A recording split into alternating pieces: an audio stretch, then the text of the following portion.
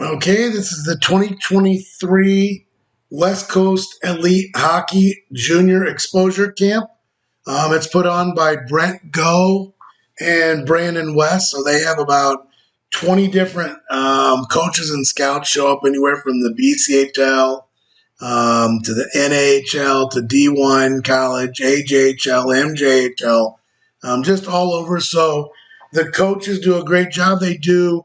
The boys get a practice every day for 1 hour, ran by the coaches who rotate, and then in the afternoon they come back for a game. So this is the 2008 and 2009 birth year. Aydan Nichols is black, 16. All right. And in this bracket, we did 30-minute rotations. So you play a game for 30 minutes, then you would switch and play a different team. Here we go. And this is re-recorded off of Live Barn, so I don't know why there's no volume.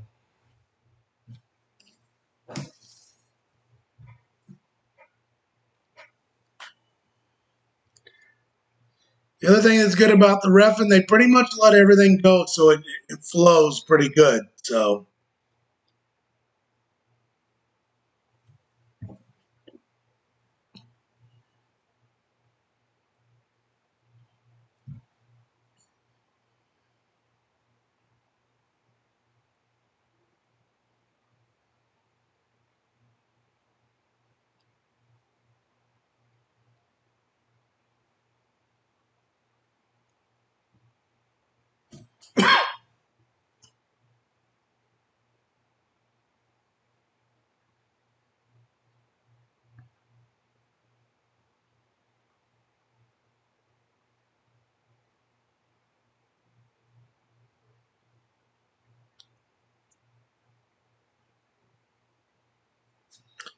you can see the scout over there. Actually, he was from I believe he was from a Baptist D3 college on that side, if I remember.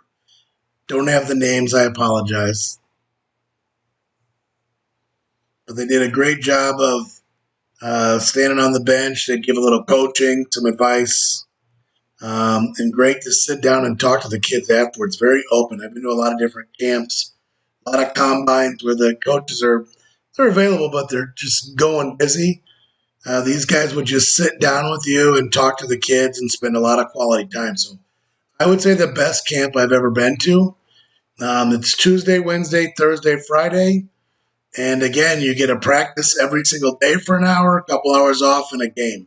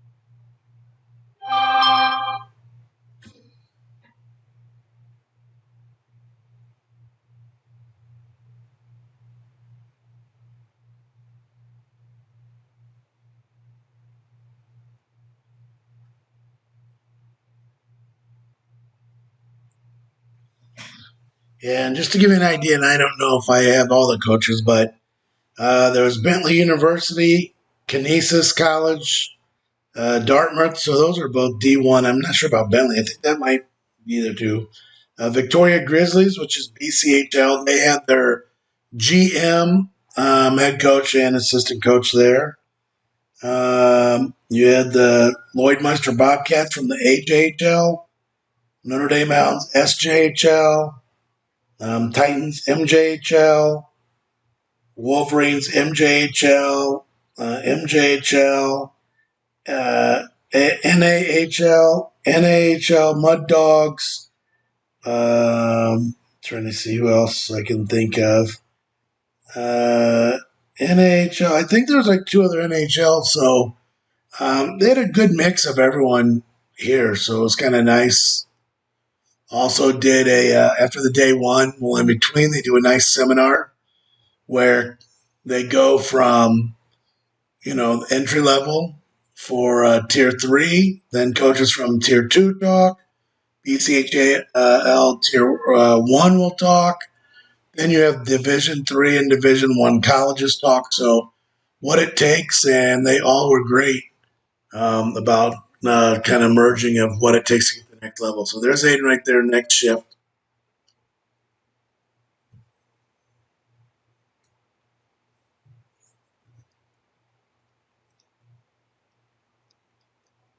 Hey, dropping back on defense to cover.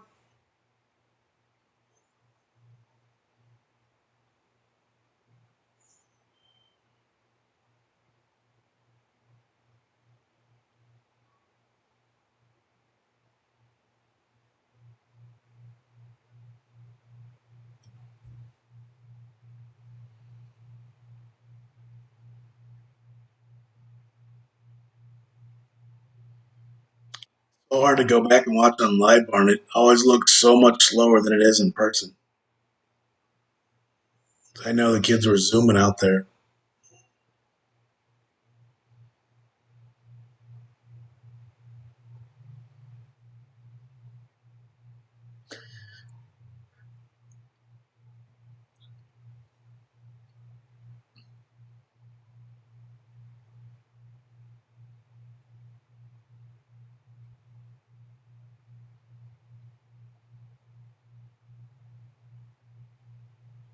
Actually, I believe this coach on the bench might have actually been um, not from the Baptist College. He might have been from the MJHL or one of those. After I looked at him, it's kind of there's a lot of coaches I met. The boys met, talked to all of them. So some of their names I remembered, some I didn't. But Ryan and Aydan did most of the talk to the coaches. I just kind of watched the games.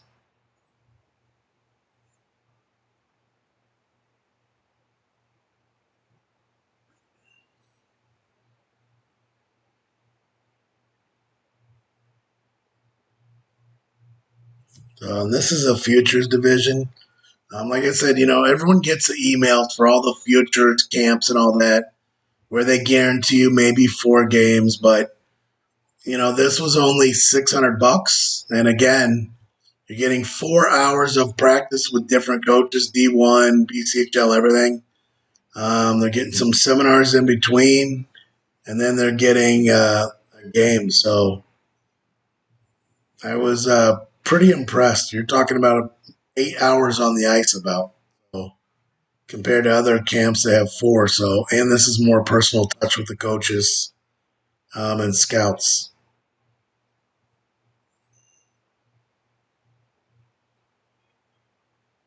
Probably the best benefit is most of the guys on the bench who were there were either a head coach or an assistant coach. So they weren't just some scout showing up. They actually were running the team, or the NA3 team would have been the head coach, things like that.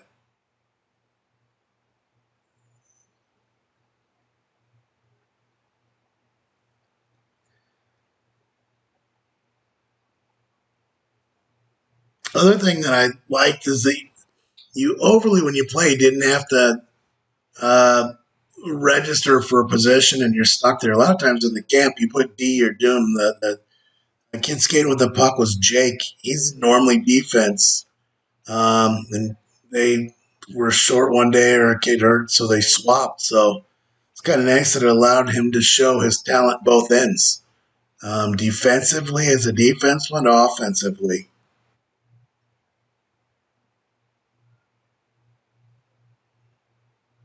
but you may see the puck hit the net or bounce out, or you'll see a penalty. And like I said, the refs were awesome, man. They let most of it go just so the kids could showcase their talent.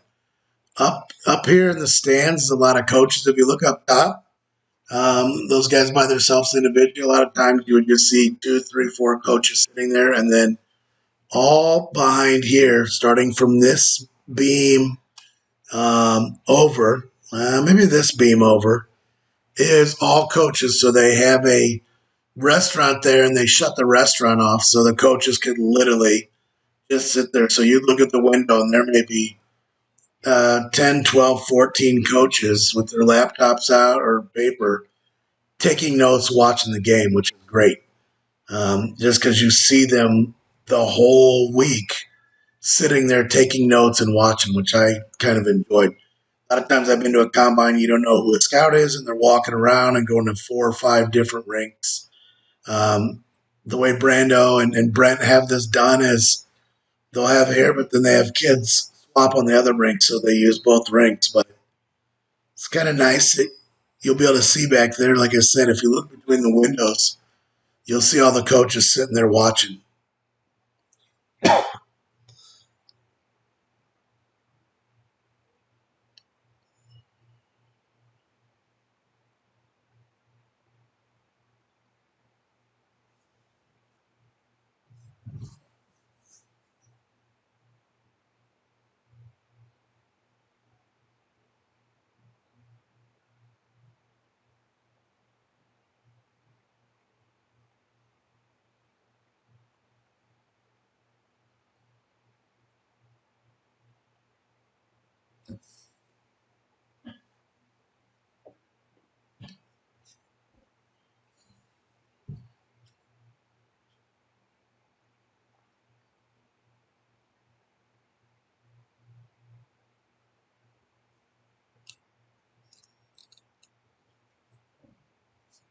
There's Aydan just came back out right there.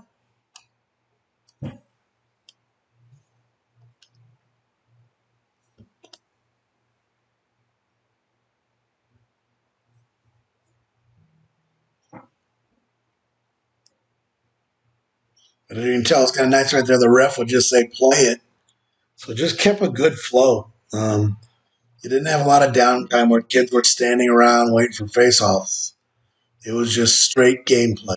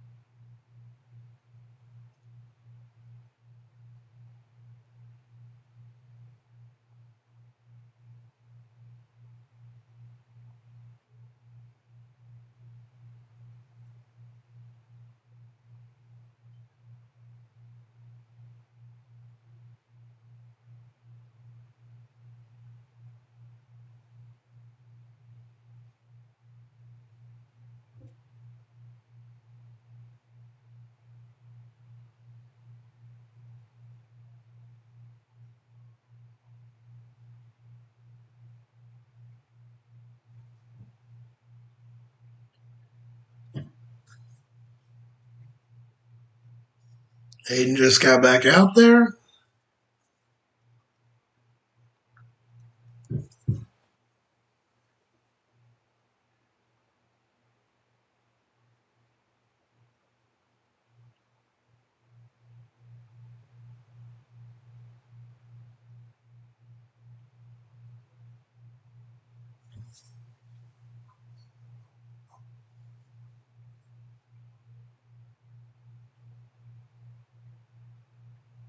You see, every once in a while they'd stop it if there was no way to continue to play, like right there. But ref did a great job of just telling him let it go.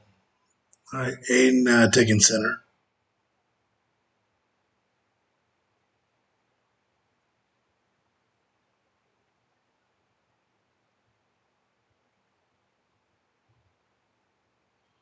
Aydan dropping back on D to cover.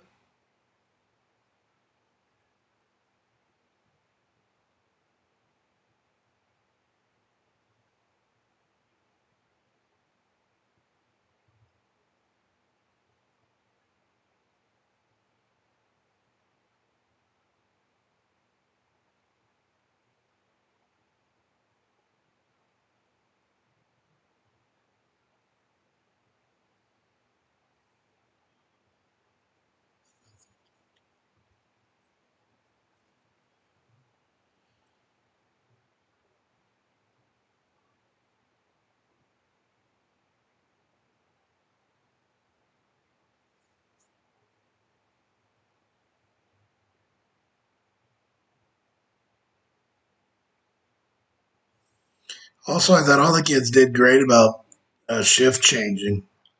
Um, so he's been averaging about every 4 minutes to 5 minutes of shift change. Um, which when you got three and four line, well, I think it's four lines. That's perfect. Sometimes you go to these camps and these kids. I know we were at the USA evaluation camp, and oh my god, man, these kids were playing 3 and 4 minute shifts. Here they were all keeping it to a minute, maybe a little longer. So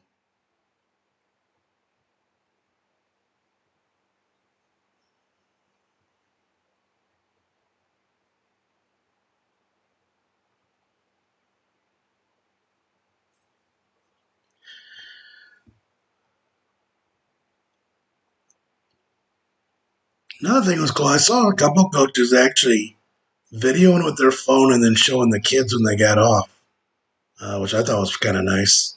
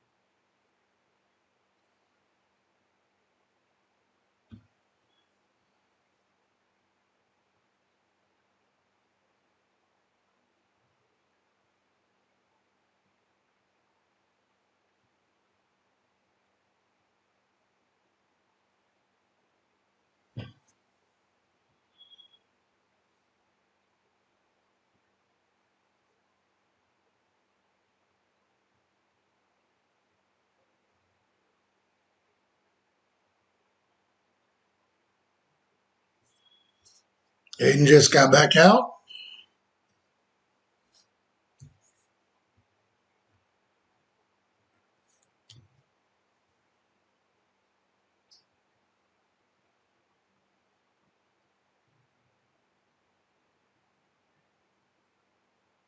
All right, Aydan with the puck, picking it up.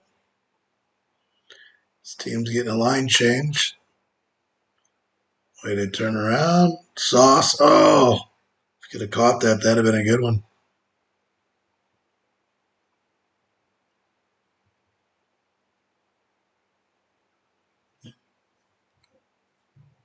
Good job back to the D.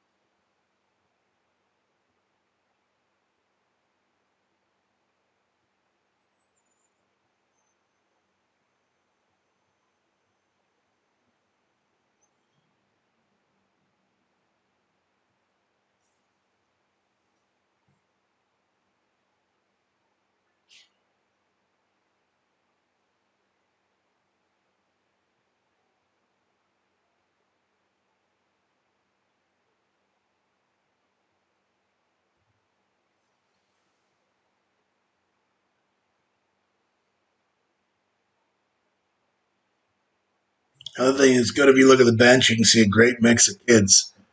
So there was a mix of AAA Coyotes, Junior Coyotes, AA, Bobcats, and they were state champions, went to nationals. You had Sun Devils, AHU I saw there also. So it was a good mix of kids. Um, you see different helmets. It's kind of hard to tell black helmets from blue helmets, but the red and maroon are a little different. So, but it was good. It was a good mix. It's physical, as you can tell. Hayden's back out there. He's in the slot. Just tipped it. Close.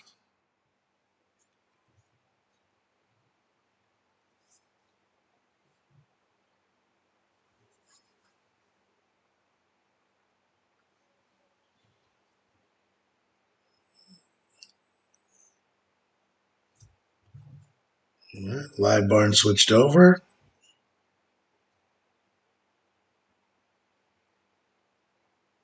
And gotta set it up. Oh, close.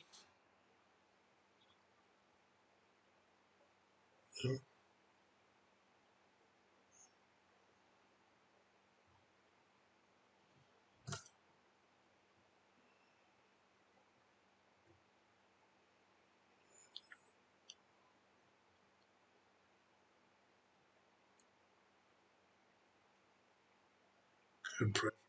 Cause a turnover. Front of the net. Oh, almost tipped it.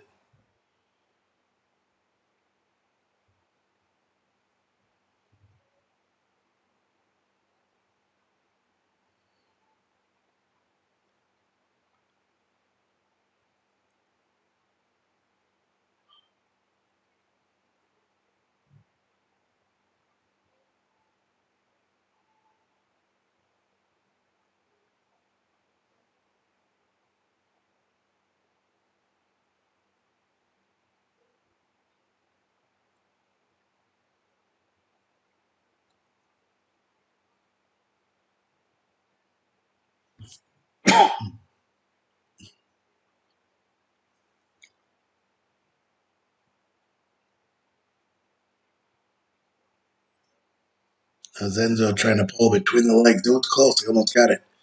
All right. That is the end of black versus white. Now what happens is you'll see the white will end up getting off. Black will stay on and they'll play gray.